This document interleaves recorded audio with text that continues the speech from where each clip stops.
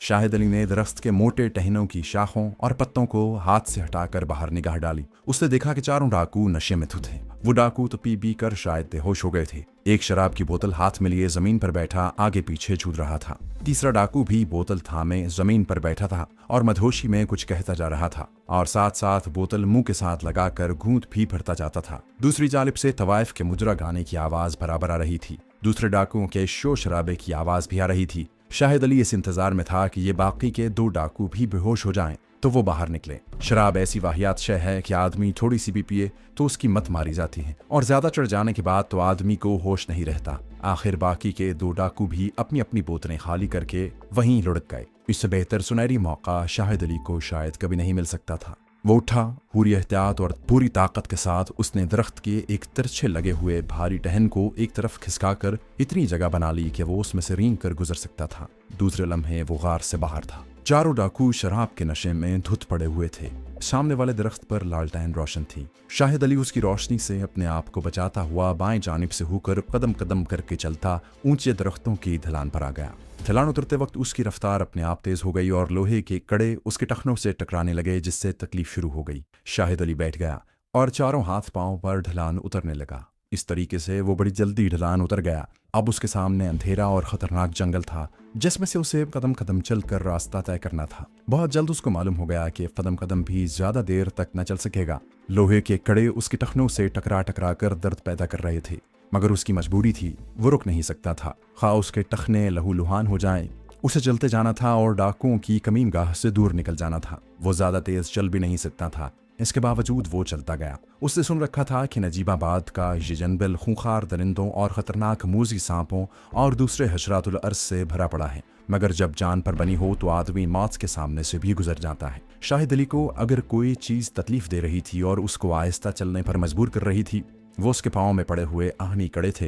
ये खतरा भी उसके सर पर मंडला रहा था कि अगर कोई डाकू मुजरा सुनते सुनते उठकर उसकी खबरगिरी करने गार की तरफ आ गया और उस पर उसके फरार का राज खुल गया तो वहां शोर मच जाएगा और डाकू उसके पीछे निकल आएंगे। पुलिस से तो वो बचकर निकल जाया करता था, मगर इन डाकुओं से बच निकलना मुहाल था क्योंकि ये लोग जंगल के चप्पे चप्पे से वाकिफ थे। वो जंगल का घेरा डालकर उसे बड़ी आसानी से पकड़ सकते थे, जबकि उससे भागा भी नहीं जाता था। मगर ये उसकी खुशकिस्मती थी कि अपनी कमीनगाह में तकरीबन सारे के सारे डाकू शराब में मदहोश थे और तवाइफ के मुजरा गाने की आवाज भी उसे दूर तक सुनाई देती रही थी, जो अब सुनाई नहीं दे रही थी। अगर कोई शय उसके काम आ रही थी तो उसका अपने खुदा की जात पर भरोसा और अपनी सख्त जानी थी।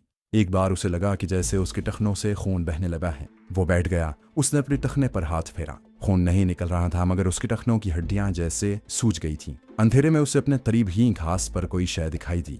उसने हाथ लगा कर देखा। वो खद्दर का एक कुर्ता या देहाती किस्म की सदरी थी, जिसका आधा हिस्सा बारिशों की वजह से पड़े पड़े गल सड़ गया था। शाहिद अली ने उसे उठाकर छाड़ा तो उसका एक और टुकड़ा अलग होकर नीचे गिर पड़ा। ये खद्दर का गला सड़ा कुर्ता उस वक्त बड़ी नेमत थी। उसने उसके दो हिस्से किए और एक हिस्सा पांव के कड़े के गिर्द और दूसरा हिस्सा दूसरे पांव के कड़े के गिर्द अच्छी तरह लपेट लिया। अब वो उठकर चला तो उसको सुकून महसूस हुआ। लोहे के कड़े उसके टखनों से टकरा कर दर्द पैदा नहीं कर रहे थे। उसके बाद शाहिद अली ने अपनी रफ्तार तेज कर दी। समत का उसे कुछ अंदाजा नहीं था कि वो किस तरफ को जा रहा है। मामूली सा अंदाजा था कि उसका रुख मशरिक की तरफ है। ये जंगल ऐसा था कि कहीं तो दरख्तों के घने झुंड आ जाते थे और कहीं खुली जमीन आ जाती, कहीं कोई खाटी आ जाती, कहीं कोई पहाड़ी नाला। जमीन पहाड़ी भी थी और मैदानी भी। जंगल पर गहरा सुकूत छाया हुआ था। अभी तक उसे किसी जंगली दरिंदे की ना तो आवाज आई थी और ना किसी से उसका आमना सामना हुआ था। आहनी कड़ों पर कपड़ा लपेट देने की वजह से झाड़ियों और ऊंची ऊंची घास और ऊपर नीचे मैदान में से जल्दी जल्दी गुजरने लगा था। फिर भी आहनी कड़ों की वजह से उसकी रफ्तार एक हद तक ही महदूद थी। एक जगह खुली जमीन आई तो उसने नजरें उठाकर ऊपर आसमान को देखा। आसमान पर तारे चमक रहे थे। इन तारों से उसने अंदाजा लगाया कि अभी रात ढलनी शुरू नहीं हुई। वो चाहता था कि जल्दी से ये जंगल खत्म हो और वो किसी देहात या रेलवे लाइन पर पहुंच जाए। रेलवे लाइन पर आकर वो किसी न किसी स्टेशन पर पहुंचने के बाद डाकुओं से महफूज हो सकता था। लेकिन एक खतरा यह भी था कि उसके पांव में पड़ी हुई बेड़ियों को देखकर हर कोई ये समझने में हक बजानिब था कि वो जेल से भागा हुआ कोई खूनी कातिल है। वो सोचने लगा कि इन बेड़ियों यानी लोहे के करों से किस तरह निजात हासिल की जा सकती है। बेड़ियां चाबी लगाकर खुलती थीं। इनमें छोटे छोटे चाबी के सुराख बने हुए थे। शाहिद अली मुश्किल से मुश्किल और पेचीदा से पेचीदा ताला खोलने में महारत रखता था। ये फन उसे ट्रेनिंग में सिखा दिया गया था, मगर इस फन पर अमल करने के लिए कम से कम लोहे की एक बारीक तार की जरूरत थी जो उसके पास नहीं थी।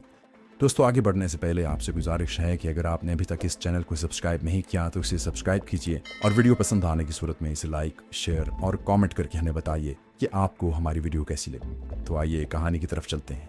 आहनी कड़े इतने मजबूत थे कि उसे कोई लोहार ही छेनी और हथौड़े की मदद से काट सकता था। खुदा खुदा करके जंगल का एक हिस्सा खत्म हो गया और आगे एक बहुत बड़ी नहर आ गई जो दरिया मालूम हो रही थी।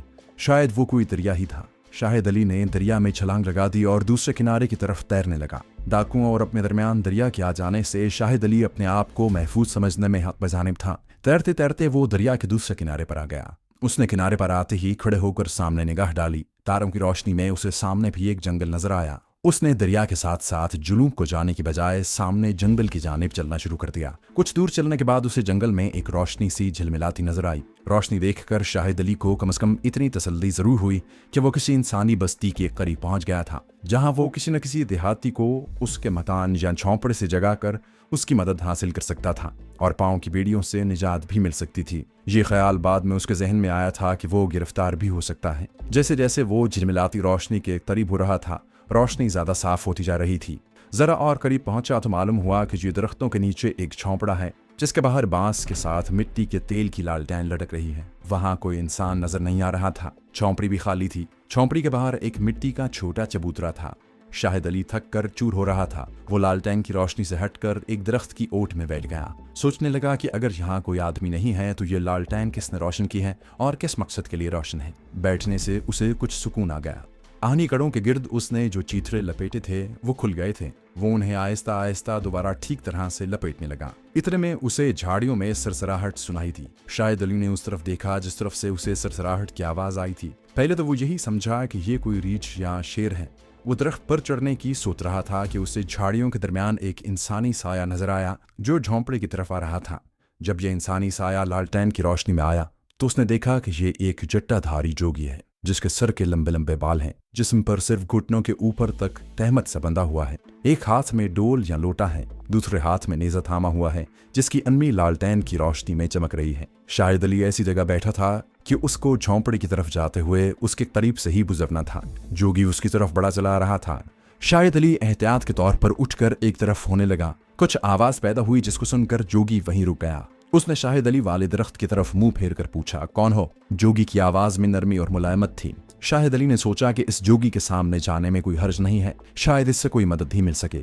वो उठकर जोगी के सामने आ गया। जोगी ने शाहिद अली को गौर से देखा और बोला, बाबा तुम कौन हो? क्या कर रहे हो? शाहिद अली ने कहा, महाराज मैं जंगल में रास्ता भूल गया हूँ। रात आ गई तो डर कर यहाँ छुप गया था। जोगी एक लम्हा खामोश रहा, फिर बोला, तो फिर वहां क्यों खड़े हो? मेरी कुटिया में आ जाओ। शाहिद अली को हौसला हुआ कि ये जोगी उसकी जरूर मदद करेगा और कुछ नहीं तो कम से कम उसको किसी करीबी शहर का रास्ता जरूर बता देगा। वो जोगी के पीछे पीछे चलता उस झोंपड़ी के पास आ गया। जोगी ने बांस पर से लालटेन उतारी और झोंपड़ी में दाखिल होकर लालटेन एक तरफ रख दी। शाहिद अली भी झोंपड़ी में दाखिल हो चुका था। जोगी शाहिद अली के गीले कपड़ों को देखने लगा।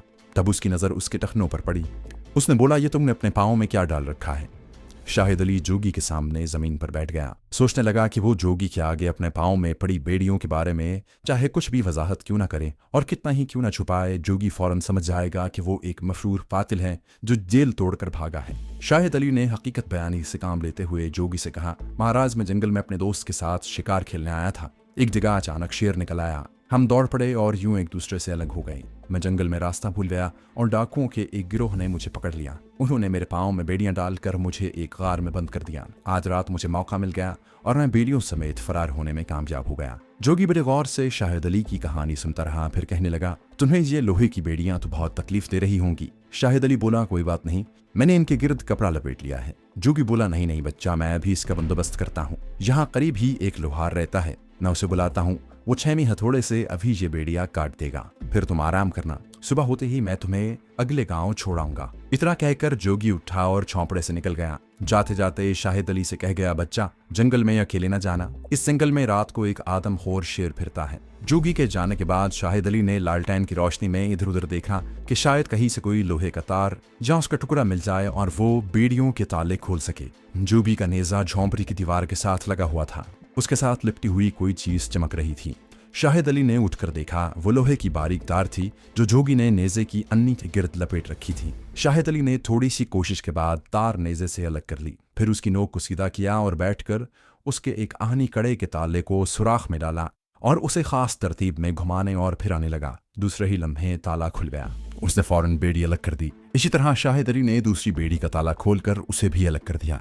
उसने खुदा का शुक्र अदा किया कि उसे इस मुसीबत से निजात मिली। वो झोंपड़ी से निकलकर बाहर जो चबूतरा था उस पर बैठ गया और जोगी की वापसी का इंतजार करने लगा। एक तो वो रात के अंधेरे में अब जंगल में सफर नहीं करना चाहता था, क्योंकि उसे जोगी ने कह दिया था कि आगे जंगल में रात को आदमखोर शेर फिरता है। दूसरे, वो जोगी से ये मालूम भी करना चाहता था कि वो किस जगह पर है और आगे कौन सा बड़ा शहर है। कुछ देर के बाद शाहिद अली को दो आदमियों की बातें करने की आवाज आई। एक आवाज जोगी की थी और दूसरी आवाज किसी और आदमी की थी। पहले तो उसको यही ख्याल आया कि जोगी लोहार को साथ लेकर आ रहा है, लेकिन इस किस्म के हालात में हर किसी पर एतबार कर लेना एक अक्लमंद कमांडो के मसलक के खिलाफ बात है। शाहिद अली के दिल में भी कुछ शक पैदा हुआ। वो चबूतरे से हटकर कुछ फासले पर एक दरख्त के पीछे छुपकर बैठ गया। अंधेरे में दो इंसानी साए उभरे। इनमें एक जोगी था और दूसरा कोई और आदमी था। वो धीमी आवाज में बातें करते शाहिद अली के जरा करीब से गुजरे तो उसने सुना जोगी दूसरे आदमी को कह रहा था, वो झोंपड़ी के अंदर ही होगा, कहीं जाएगा नहीं, फिक्र न करो। शाहिद अली का शक दुरुस्त साबित हुआ। ये जोगी अपने साथ सफेद कपड़ों में पुलिस का कोई आदमी लाया था जो यकीनन मुसल्लह भी था। शाहिद अली दबे पांव उठा और उसने अंधेरे में जिस कदर उसे नजर आ रहा था सामने की जानिब दौड़ना शुरू कर दिया। वो कुछ दूर ही भागा था कि पीछे से पिस्तौल के फायर के धमाके की आवाज आई। सारा जंगल गूंज उठा। जोगी और उसके साथ आया हुआ पुलिस का आदमी उसे झोंपड़ी में न पाकर उसके पीछे पीछे आ रहे थे। पिस्तौल का फायर जोगी के साथ आए हुए पुलिस के आदमी ने ही किया था, मगर शाहिद अली अब उनके हाथ में आने वाला नहीं था। उसके पांव की बेड़ियां उतर चुकी थीं और वो अंधाधुंध झाड़ियों को फलांगता दरख्तों में भाग रहा था। जंगल से वो वाकिफ नहीं था, लेकिन शुमाली भारत के जंगलों की वो काफी खाक छान चुका था और जंगलों की रातों के अंधेरे और सन्नाटे उसके लिए अजनबी नहीं थे। कोई खतरा था तो सिर्फ इस बात का कि किसी तरफ से कोई शेर या चीता ना निकल आए। जंगल में पिस्तौल के फायर के दो और धमाके हुए, मगर ये फायर बहुत पीछे हुए,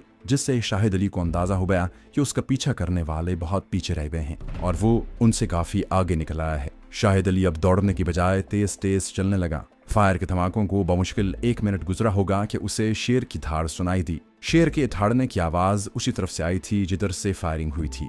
शेर 2-3 बार गरजा और उसके बाद जंगल में सन्नाटा छा गया। ऐसा मालूम हो रहा था कि उसने अपने शिकार को दबोच लिया है। उसका शिकार जोगी था या उसके साथ आया हुआ पुलिस का आदमी, इस बारे में शाहिद अली को कुछ मालूम नहीं था, लेकिन इतना जरूर हुआ कि उसके बाद जंगल में फायर की आवाज नहीं आई। कमालो शाहिद अली ने अंधेरे जंगल में अपना सफर जारी रखा, जहां तक कि आसमान पर पौ फटने के आसार नमूदार होने लगे। आहिस्ता आहिस्ता सितारे मांद पड़ते गए। फिर सारे आसमान पर सुबह का नूर फैल गया और जंगल के दरख्त, टीले और झाड़ियां साफ नजर आना शुरू हो गईं। जिस वक्त शाहिद अली कमांडो घने जंगल से निकला, उस वक्त दिन काफी निकल आया था। दूर खेतों के पार उसे एक बस्ती के मकान दिखाई दिए। वो उसी तरफ चल पड़ा। वो ये मालूम करना चाहता था कि वो किस मकाम पर निकल आया है और वहां से करीबी शहर कौन सा है। ये बस्ती काफी बड़ा गांव था। एक मस्जिद के मीनार देखकर उसे कुछ हौसला हुआ। मस्जिद के इमाम साहब से वो बात कर सकता था। उस वक्त मस्जिद में नमाजी नहीं थे। इमाम साहब अपने हुजरे के बाहर सफ पर बैठे कुछ लिख रहे थे। कमांडो शाहिद अली ने जाकर सलाम किया और अदब से बैठ गया। इमाम साहब ने नजरें उठाकर शाहिद अली को देखा और कहा, परदेसी मालूम होते हो, कहाँ से आए हो? शाहिद अली ने कहा, मोहतरम, दिल्ली से एक दोस्त के साथ शिकार खेलने आया था। जंगल में रास्ता भूल गया, सारी रात भटकता रहा। दिन की रोशनी हुई तो ये बस्ती देखकर आपके पास हाजिर हो गया हूँ। मेरी जेब में कुछ नहीं है, मुझे किसी तरह दिल्ली पहुंचा दें, आपका एहसान कभी नहीं भुलाऊंगा। इमाम साहब ने कहा, मियाँ, इसमें एहसान वाली कोई बात नहीं, इंसान ही इंसान के काम आता है और एक मुसलमान को तो मुसीबत में दूसरे मुसलमान की जरूर मदद करनी चाहिए। मैं तुम्हारे लिए नाश्ता मंगवाता हूँ। इमाम साहब ने एक लड़के को आवाज देकर बुलाया और कहा, अंदर जाकर कहो हमारे एक मेहमान आए हैं, इनके लिए नाश्ता भिजवा दें। कमाल शाहिद अली ने पूछा, जनाब, इस बस्ती का क्या नाम है और यहाँ से कौन सा शहर करीब है? इमाम साहब ने कहा, इस बस्ती का नाम रुकनाबाद है और यहाँ से करीब तरीन शहर मुरादाबाद है। तब शाहिद अली को पता चला कि वो कहाँ से कहाँ निकल आया है। इमाम साहब ने शाहिद अली को नाश्ता करवाया और कुछ पैसे देकर कहा, मियाँ, ये दिल्ली तक के लिए काफी होंगे, माफ कर देना, मैं तुम्हारी इतनी ही खिदमत कर सकता हूँ। शाहिद अली ने कहा, आपकी इतनी ही मदद मेरे लिए काफी है, मैं आपका बेहद शुक्रगुजार हूँ। इमाम साहब बोले, भुलवाली का स्टेशन यहाँ से 4-5 मील पर है, वहां से तुम्हें मुरादाबाद जाने वाली गाड़ी मिल जाएगी। कमांडो शाहिद अली ने इमाम साहब का शुक्रिया अदा किया और मस्जिद से निकल आया। गांव के बाहर से उसे स्टेशन तक यक्का मिल गया। भुलवाली का रेलवे स्टेशन छोटा सा था। उसने मुरादाबाद का टिकट लिया और गाड़ी का इंतजार करने लगा। एक पैसेंजर ट्रेन काफी देर के बाद आकर रुकी। शाहिद अली उसमें बैठकर मुरादाबाद की तरफ रवाना हो गया। मुरादाबाद से वो दिल्ली वाली गाड़ी में सवार होकर दिल्ली पहुंचा तो सूरज गुरूब हो रहा था। वहां उसे मालूम हुआ कि पंजाब की तरफ जाने वाली गाड़ी रात 9 बजे रवाना होगी। कमांडो शाहिद अली ने बाहर आकर अमृतसर का टिकट लिया और वापस प्लेटफॉर्म पर आकर एक कोने में बैठ गया। मुरादाबाद में उसने थोड़ा बहुत खाना खा लिया था। पंजाब की तरफ जाने वाली गाड़ी 1 घंटा लेट थी।